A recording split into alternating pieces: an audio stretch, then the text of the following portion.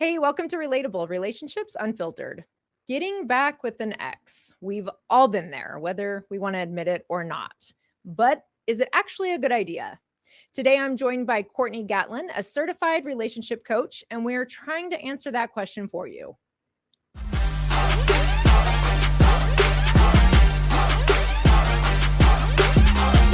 This is Relatable Relationships Unfiltered. Hey there, Coach Court. How are you? Pretty good. How about yourself? Good. I'm so glad we were able to connect in this way. We've been connected for quite some time on the gram, and it's nice to be able to meet and chat about all things relationships. For sure. Yeah, I'm excited about it. So we're going to talk about getting back with an ex, or I guess, should you get back with an ex? Should you consider? A lot of your content is around relationships, of course, but breaking up, going no contact, really like how to handle those type of situations. So when you're helping a client navigate whether they should get back with an ex or not, where do you start with that? And also, would you agree that it's pretty common that people It's find themselves here? it's really common, especially when they feel like there's a lot left unsaid and a lot of things left undone, like the relationship didn't run its course. So of course they're like, I just got to get back in the ball game so I can show them that I'm not the same person that they left in the last relationship. So it's Right. pretty common. And should they do it? I guess that all depends on where they're at. My YouTube channel is actually where I started this all, which I talk a lot about attachment styles. And if you're someone who's more anxious, then you probably shouldn't be getting back into this relationship right away. This is something that you need to take the time to heal yourself before you try to show up for that person again. Because usually, if you don't, you'll just end up making the same mistakes again. So I think it should be always like this little grace period in between getting back with that person if you feel like you can do it again, or even if you're just like you're triggered into this, I need them back instead of I want them back. And that's, I think if you can make that shift from needing them back to actually just, all right, I'm healed, I can show up differently. That's the big caveat on whether or not you should get back with them. For I sure. just I just came from the gym. I'm sorry. I No. always, I Have always at come it. from the gym. Yeah, right away I try to get a workout in before I come over. So Um, yeah. So would you say that normally, do you see it's the anxiously attached partner who is pursuing kind of that reunion, or do you see it equally between for anxious and sure, avoidant? it's usually the anxiously attached person. The avoidant more they go more into this numbing, where they're Mhm. just kind of like, all right, we've got that over with. I just need some time to just do me for a little while, and the relationship actually, or it's not on their mind right away. But the anxious person, all they can think about is getting back with that person.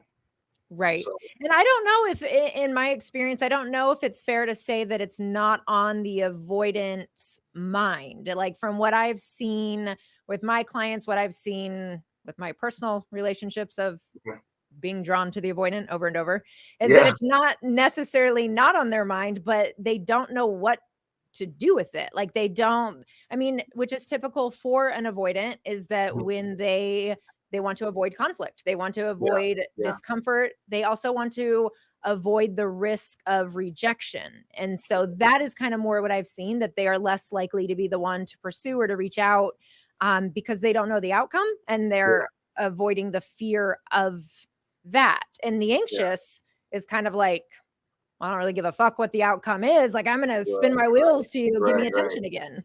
It's them trying to get their needs met, right? Which is, Yeah. and for the avoidance, their need of autonomy, isolation is what they go for immediately after the breakup, from what I've seen. Yeah. So yeah, it is on their mind, but for the most part, they're, from what I've been told from people that I've worked with, it's more like I'm numbing out. I'm just going to I'm not going to feel this for a little while. I'm just going to hang out with my friends and my family and do what I need to do as far as like getting myself back right. Yeah. I think Um, that's but fair to say for sure.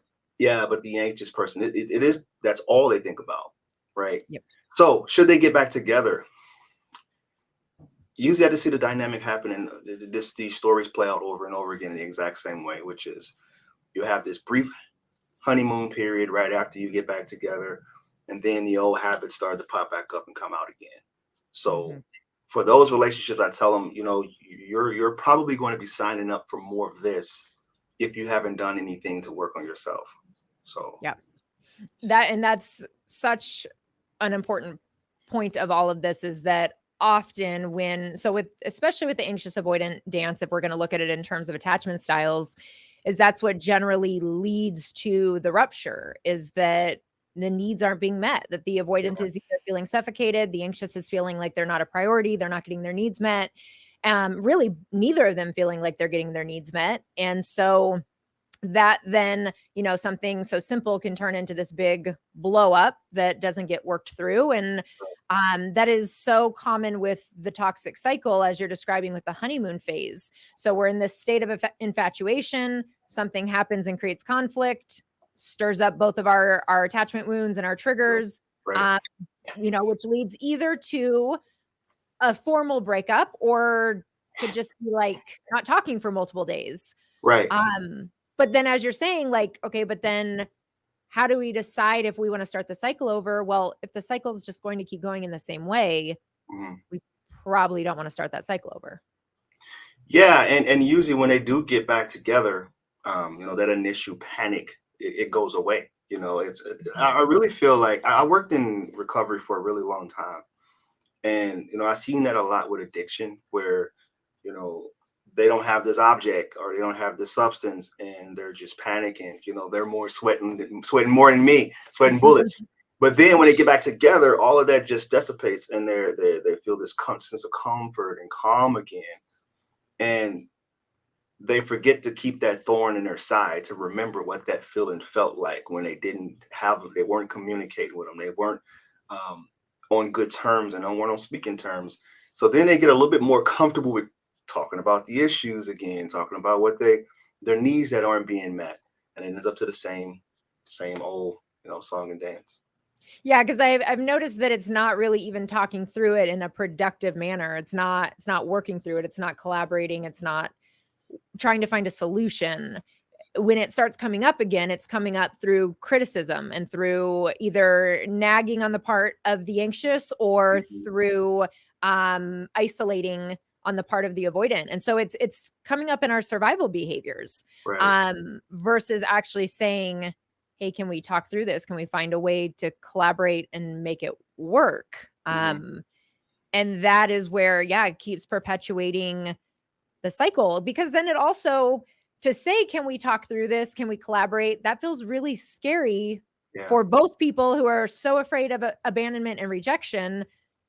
The thought of intentionally bringing up this topic can feel Right. really scary. Yeah, because if you're and you know, one of the questions I get is, when do we have this conversation? Do we have it when you're on good terms, or do we have this for anxious people? They're like, whatever, if we're already not talking, I'm just going to say whatever I need to say now, since Yeah. you're, and I joke because I used to be anxiously attached, and it's literally like being smothered and suffocated when you can't say what you need to say and express yourself. Yeah. So like, well, why not? And I guess I'll just blow the bridge up. So when do you have those conversations about, you know, your needs not being met, or the certain issues that you see happening in that relationship? And I Yeah. tell them, you should probably come up if it's coming up for a nice little high, like nice little. You said, say you had a nice dinner date or whatever.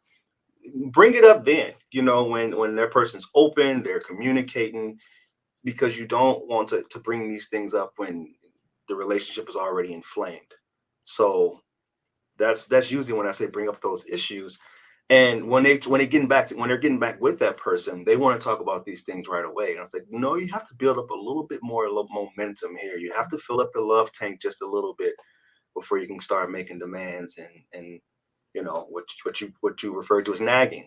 You know, Yeah.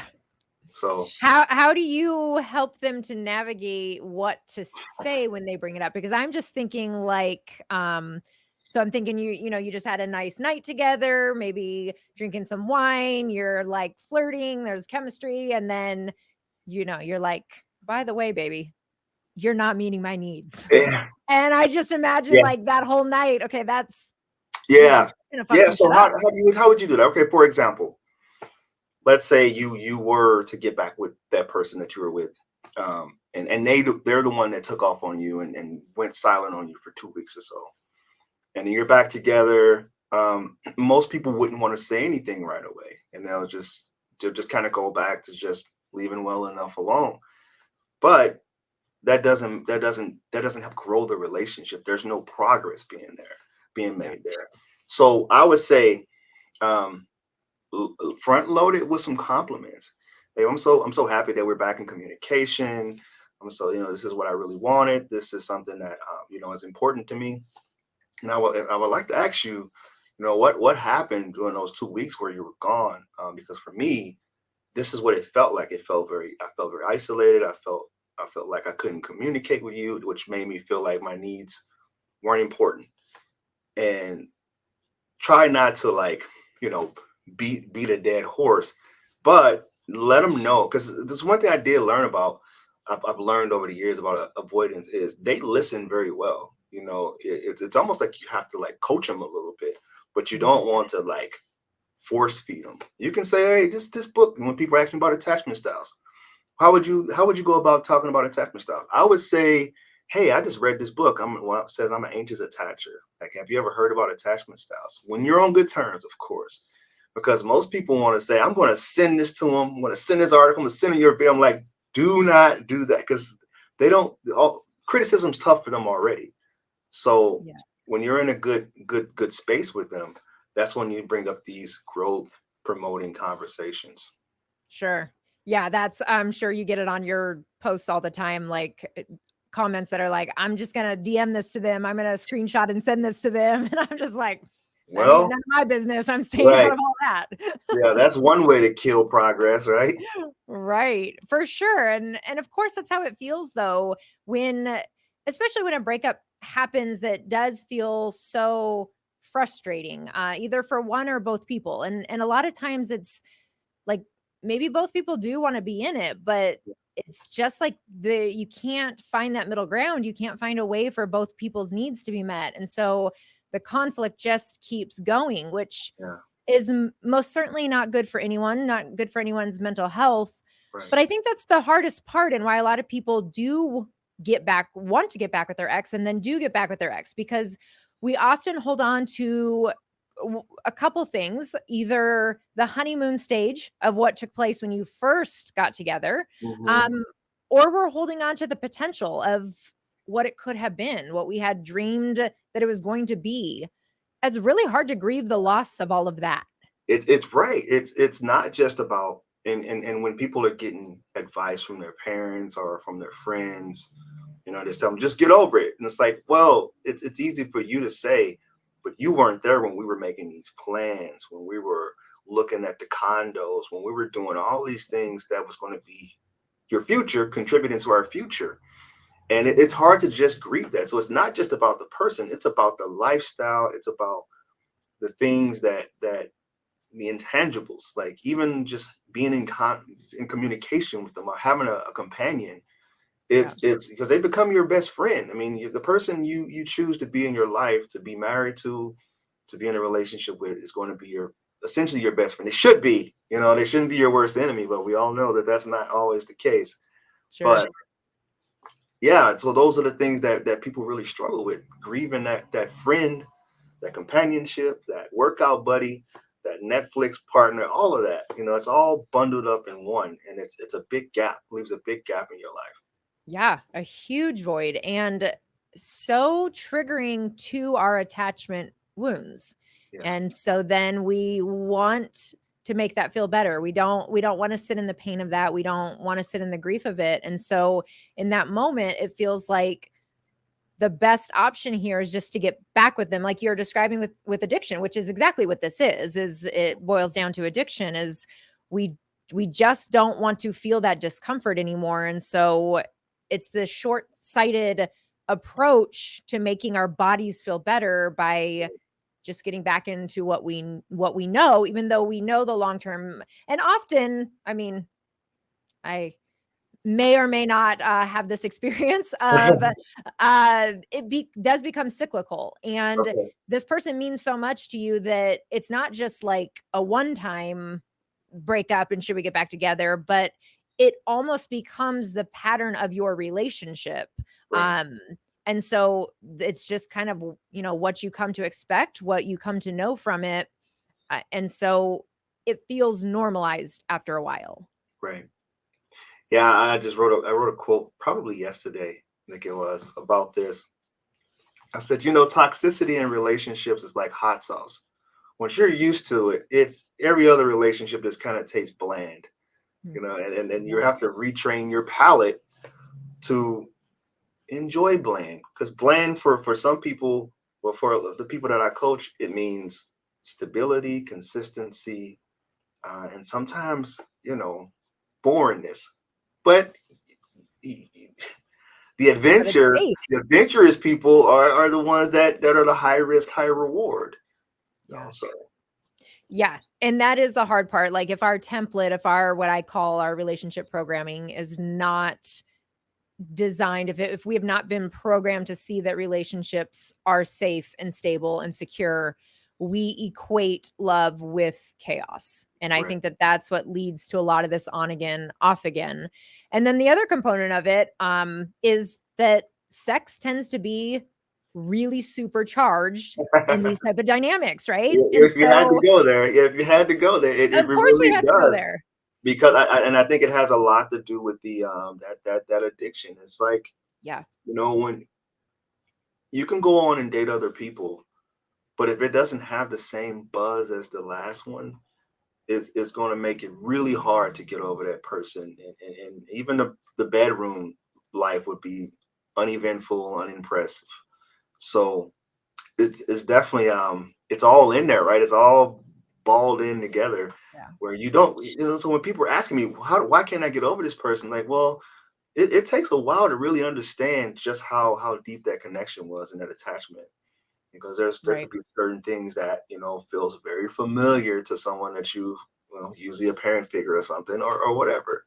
Yeah. So But that's generally what it is. Yeah, it does. It feels familiar. And when you were talking earlier about, like friends and family being like, just get over it, just move on. It's time to, and you're like, well, you weren't there for X, Y, and Z, which is, but also, and thank God they weren't there, but they weren't there for the sex either, right? They right, weren't there right, for the intimacy. They weren't there for that connection. They weren't there for what that felt like to feel so connected to another human. And right. it's not just an easy thing to be done with. When Mhm. you're helping somebody kind of determine if they should or shouldn't get back together, so you talked about like, has each person engaged in some of their own personal work and their own healing, but what are some aspects of the relationship that you are taking into consideration and that you are bringing up to your client and talking through when helping them to decide if that relationship makes sense to pursue again? Well, my first, and then initially, the first half hour of the call, I take notes throughout the whole call. I'm just trying to read how they talk about the person in the beginning, because Mm. if they start out with like, he never did this, he never did that, he's this and that, or she's this and that, she had a terrible childhood, or whatever they tend to bring up, it makes me wonder, like, turn the lens back on them. Well, you haven't really given me any reason as to why this relationship is salvageable. Give me Mm. something to grasp. And that takes like 2, 3 calls where they'll look back. They'll say, you know what? I know the last call I kind of trauma dumped on you, but this person really is a sweet person. And then I have them write out all of a list of everything, all the characteristics that they like about the person. Some Yeah. and just try to figure out if they see a true future with this person. Right. Yeah. And that's hard to hold space for both of the realities of nobody is all good and nobody is all bad. But depending on how we feel about them at the moment, it is Right. very easy to lump them fully into one category. And I think that that's one of the hardest parts about deciding whether to get back together or not, because depending on where you're at. So when you are like pissed at them and, it's like right after the breakup and it's easy to think of all of the reasons, which, like you're saying on that first call, is generally all the reasons why they don't make any sense, and basically they aren't shit, and so like move on with it. Yeah. But then give it a week or two, you know what I mean? Give it some time to really like die down, and then it's like, and it's what the book Attached, Heller and Levine, they talk about the Phantom X, that it's Yeah. really easy then to start thinking like, well, they weren't all bad, and he made me laugh a lot, and he was really cute when he did this and that, and then for the really more codependent individuals, the questions start to become, what could I have done differently? Right. And that gets complicated. Right. Because they start to flip the lens back on themselves a lot. Yeah. Again, let's not even forget that there are those pathologies of narcissism in there too, that I have to weed out right away, of like, I'll let the client get there themselves.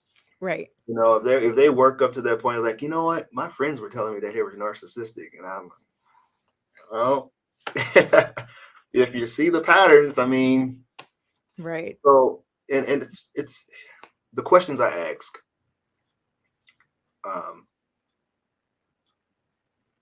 Why is this relationship salvageable? But can you see a true future with them? What was their history? What were their dating histories? Because their patterns will usually point you in the right direction. Yeah. The things that they've done in the past, if they've shown you that they have an expiration date, and I start to look like, well, this looks like this is pretty on par with that 2-year mark that they talked about in the past. Totally.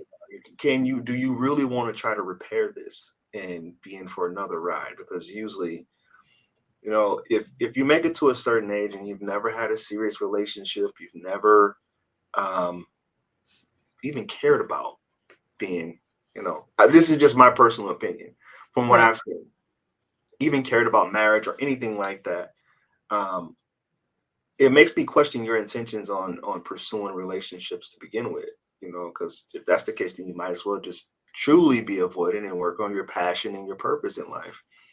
But when you bring other people on board, which are, could be transient feelings, I don't think it's very fair to do that. I was actually posted something on my Instagram last night where I'm thinking about making a shift here, like being more of a matchmaker, so I can ask all the tough screening questions up front and kind of help people, give them a little bit of a chance out there, because there's a lot of heartbreak happening, and it doesn't take very long for those real personalities to come out, down the line, whenever you're seeing someone for 6 months. And like, man, because there's a lot of people that, I'm like, well, I don't know if this is long-term potential. I don't want to say it because, this is their experience. Right. And I don't want to come off as like judgy, but there are like certain data points that don't really change things. It keeps it absolute. It's like almost to a law to the degree. And if they don't do their work, those patterns, those cycles definitely continue. And if you decide to become a matchmaker, let me know and I'll hit you up and maybe you can help me out. So that'd be great. I'd appreciate it because I agree. And that is the work that I do with my clients, of figuring out those themes. I think that is really important because it's telling on both sides. And so when I have a client who has, maybe they're looking to get into a new relationship, or they're thinking about getting, kind of pursuing an ex, and we do talk about what are some of these potential red flags. And with red flags, I'm really big on, there's a handful of universal red flags and the rest are completely subjective. Yeah. Every single one of us have red flags, but there's bugaboos versus deal breakers, right? Yeah, sure. And that, the lack of self-awareness, abusive behavior, inability to take accountability, those to me are pretty much universal. Yeah. But maybe somebody's relationship history or their work habits or that's a their big family. I don't think enough people talk about the correlation between their work habits. If they've come out of a ton of short-lived careers, switching of careers, I would be very concerned about if they'll be committed to be in a relationship. You know, Right. I've seen a strong pattern of that. Yeah. Yeah, and I don't think and I think that's where it becomes then those are more subjective red flags. So it's something that we want to be aware of. It's something we want to watch and see, is this negatively impacting us? But it doesn't always have to be a deal breaker. Otherwise, I Right. think we just really reduce the pool and we have these Yeah, unrealistic expectations. right, But right. what I have them look at are like, what are some of these things that you maybe overlooked or you maybe dismissed or were okay with at the beginning Hmm. that you saw how they grew and compounded over time, or when you reflect back you're like, oh no, I probably should have taken that for what it was. And I Yeah, think those insights, whether you're deciding whether to get back with somebody or you're starting to date again after a breakup, those insights of the things that we tend to overlook, which is unique for all of us because that ties into our relationship programming, right. that's what we want to become more aware of Yeah. in this decision. What would you say that your biggest red flag is? If you're out, I'm putting it back on you. What would you say your biggest red flag is? Oh my God, I'm a complete workaholic. Like that is a very easy Okay. answer. And Oh no, I didn't mean yours particularly. I meant like, if you're in the dating, so that you wouldn't oh, say like what like a I'm looking workaholic. for. Yeah, Okay, yeah, I'm yeah. because I'm totally open with mine too. I'm like, hello everyone, I'm a workaholic and I can Yeah, admit that, yeah. which Transparency is great. Yeah, I love it. is a I would say is a red flag and does create a lot of barriers. But what the biggest one that I'm looking for, lack of self-awareness Yeah, is huge. And then also like lack of mutuality. So if I'm on a dating app and they're not asking questions back, that takes all of about two yeah, exchanges and we're yeah, unmatching. yeah. It shows their level of interest too. You know. Yeah. Yeah. So the self-awareness and mutuality are things that I check for pretty quickly. What about on your end? For me, I would have to say emotional intelligence. But wait, I want to know what your red flag is first. Oh, my red flag. Yeah, I mean, only fair. Mm, I still have bouts of insecurity, Sure. bouts of jealousy that pops up every now and then. You know, Yeah. I know how to maintain it and manage it now, but yeah, I may have like a bout where I like get insecure about someone or something. There's just that old abandonment wound popping back out and saying, "Hey, Court, we're still here. You better keep that thorn in your side and don't get too comfortable." So And I think that's important to point out because I'm a big believer that we maintain a lot of like our insecure attachment, even when we're healed. Yeah, when we're feeling triggered, we do maintain those reactions, all of us. And right, it's healing more and more and more. So they come up less and less, but then it's also learning how to manage them. right. Yeah. Right, and just having that healthy self-talk and because I always say, what is little Court thinking? Why is little Court thinking this? You know, where did this Yeah. come from? And Exactly. I scan, you know, I try to ground myself, figure out what's my environment. Like, am I being triggered because of a certain because I'm on my cell phone too long or whatever? So then I try to Right. remove that and get rid of that trigger. But I would Yes. say emotional intelligence is it's everything, right? It's like the whole ball of Totally. wax. If a person's more emotionally intelligent, they'll know to take accountability and what it's like not to take accountability. Because that's one thing that really grinds my gears when someone just kind of gaslights you and doesn't take any accountability for the things that they've done. Hmm. That Yeah. makes me like, fuck. Deflect. It's just, yeah, it just, Yeah. you What can't remove yourself. Go ahead. Sorry. what do you have your clients look, so if like that's probably something you coach on, would be looking for that emotional intelligence. What are some tangibles that can be looked for? Like how can we know out the gate if somebody is emotionally intelligent? Um, it's a good question. I guess I would say how they treat people, how Yeah. long they've been at their job. Um, I think the relationships with their parents is very important. If they have their friend circle, you know, the type of people that they decide to hang around.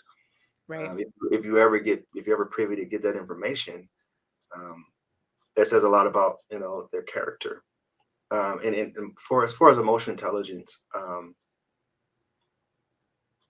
you kind of just know, right? It's almost like a spiritual connection you have with that person because you just see each other on a different plane than you see with other people.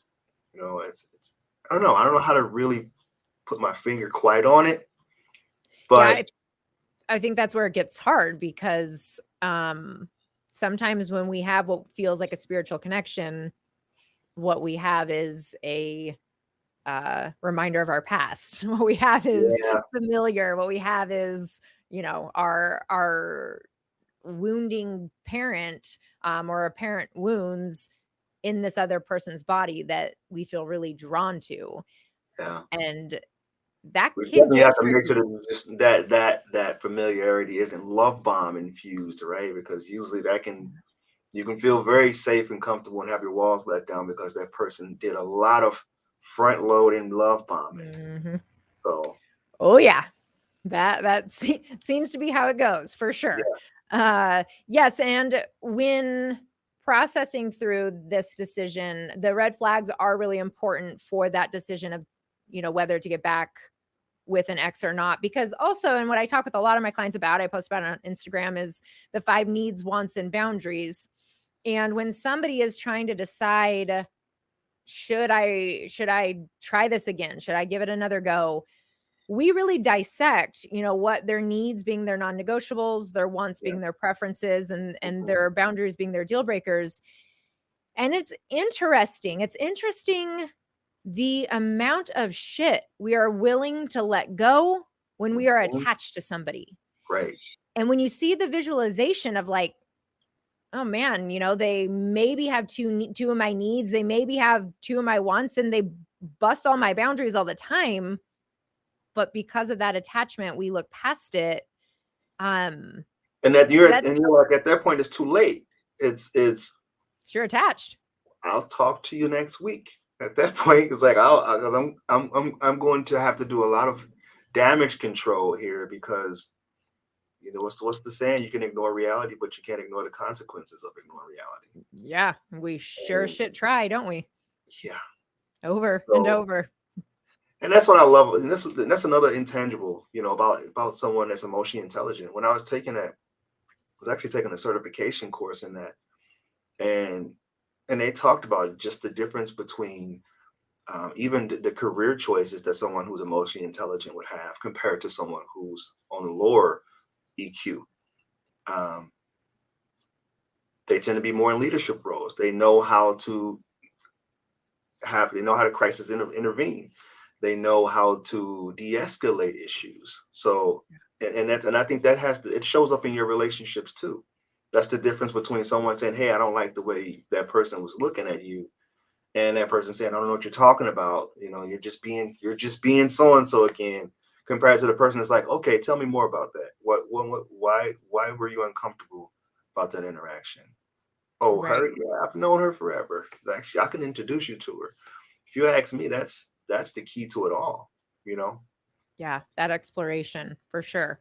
So let's say that we've done all this work with a client and they're like, okay, fine, Coach Court, like I won't get back with them, but how the hell am I supposed to get over this? Like, how am I moving on? Because it is so, so, so painful.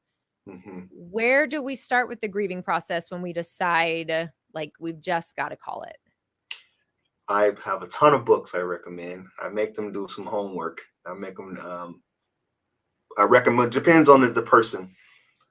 It depends on the route, the avenue I'm going to send them on. If it's sometimes I send them on a spiritual journey if I feel like they've lost touch with themselves. Mm, If it's attachment related, I'll give them some attachment tools and books to read. If it's more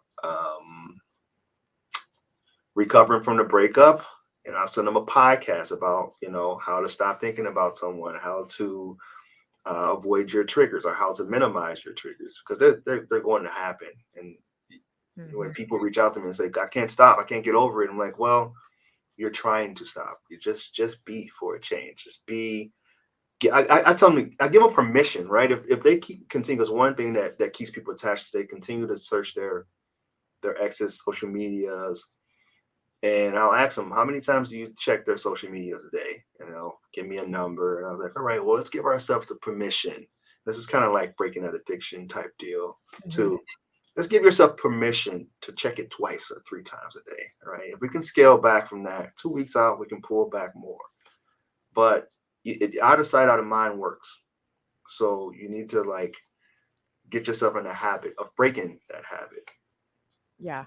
Do you, is no contact something that you suggest for a lot of your clients, or what type of situations are you usually recommending that in? Well, I kind of renamed it. I Oh, call it what did you rename it? the self discovery. I call it the self discovery rule, Okay. where you're giving yourself time to reconnect with you, reconnect with yourself, reconnect with your friend circle if you have one. You know, I'm not naive. Some people don't have friends, or make new friends, Mm. do new things. When I was going through my biggest breakup, I made a habit of going on dates by myself, which is I go out once a week, buy an expensive meal, dress up nice, and just get in a habit of being with myself. Yeah. And I try to have other people do that, whether it's get back on a workout routine. A lot of people starve themselves during this time. I think I might have lost 30 pounds during my biggest one. And I have them check their diet. You know, if you need to wake up and eat a drink an Ensure or a protein shake, because if you can't eat, then just drink it. You know, drink a Mhm. fourth of it at least. Anxiety is fueled by starvation. So I tell Yeah. them to make sure you check the diet and get moving. Yeah. And that the self-care piece is the exact thing that we do not want to do when our hearts are hurting that bad. And also the exact thing that we need to be doing, because you're absolutely right that the anxiety is exacerbated when we're not eating, we're not sleeping, we're not Mhm. drinking water, we're not moving our bodies. Like that is what the anxiety feeds on. And I Right, tell my clients that all the time, that when you have a snack and a drink of water when you're feeling really overwhelmed, you're sending a message to your body that you're okay. Because if you were right, actually being chased by a saber-toothed tiger, if you were yeah, actually, in a very real threat state, you ain't sitting down to have a snack and a glass of water. right, So your right. body is like, okay, Yep, okay, maybe we're good. So I yeah. think, yeah, that is important, that self-care. But I think I made a reel about that where I talk about um, it's kind of silly if you think about it. Like this person decided not to live their life with me anymore, so I'm going to starve myself. I'm going to punish myself, which is usually because you feel like you were the one to blame for the breakup. So it's like, well, this is what I get. I'm just not going to eat. But I've had times where I just have full blown panic attacks. I'm like, what? This is kind of ridiculous. No one should have this much power in my Yeah. life and over my psyche just because they decided to go their separate way. Right.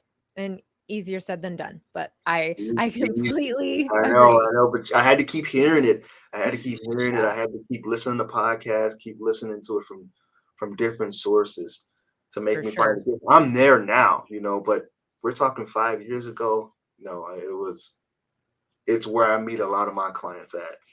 Yeah. Yeah. Are there any, or do you have a book or two that you recommend specifically around like really grieving the loss, getting through a breakup?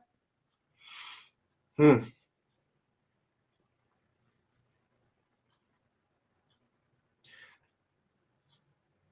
I listen to a lot of sometimes I send people on this route. I listen to a lot of Ramdas, which is recover for grieving Mhm. loss, um, keeping their mind busy. I recommend to a lot of people Wired for Love by Stan Tatkin, which That's is a good one. yeah, I like it a little bit better than Attached. Yeah. I don't know why. I think it just kind of puts it more in layman terms, Mhm. and people can. So if I keep them occupied with like homework, working out, making sure they're eating things, that's one of the book I like to recommend. And for men, I like to for anxious men, I like to recommend No More Mr. Nice Guy. It's I by just Robert recommended that to a Greene. client recently. Yeah. Really? It's a good book. Yeah. Good book. Yeah. And Stephanie Sarazin has ambiguous grief is a really good one that, I mean, talks about the exact it talks about breakup, really the loss of somebody in your life, but not to death. And that we often don't talk about that grieving process in the same way. Okay. And yeah, that's good content for sure. I think that the,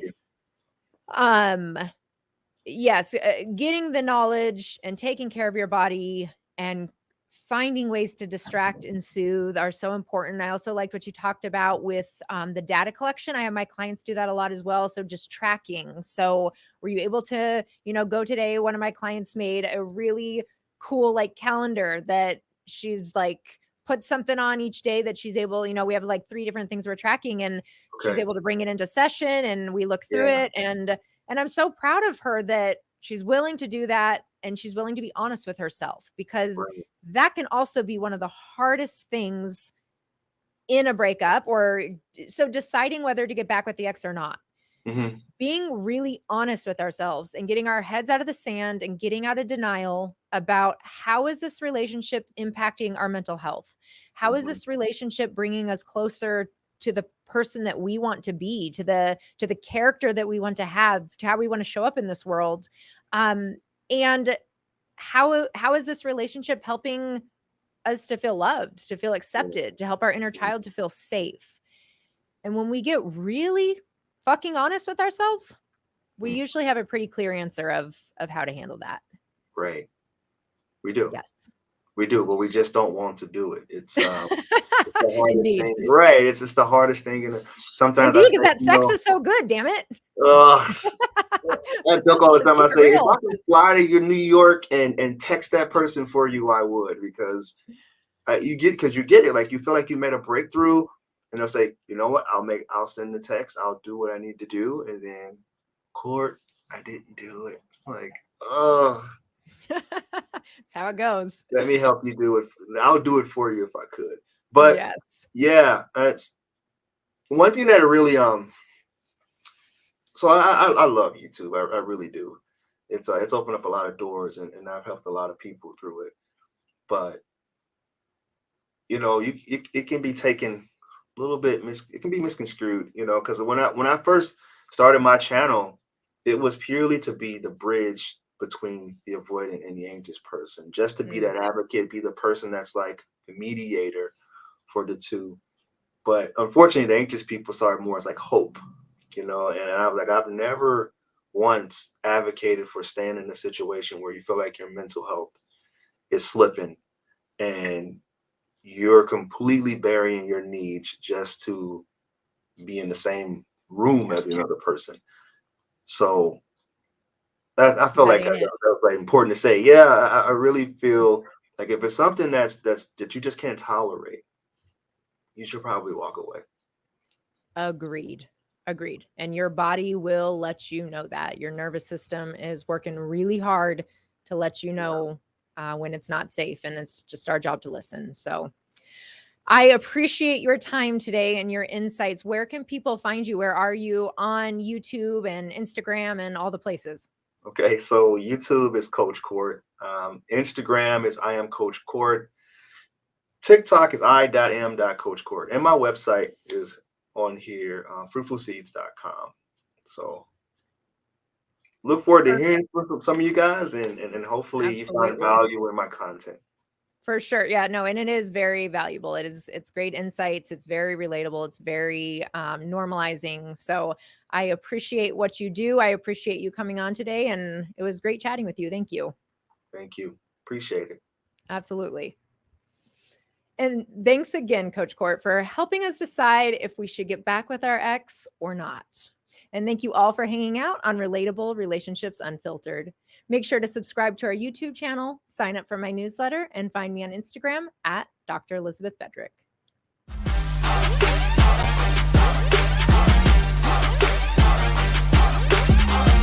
This is Relatable Relationships Unfiltered.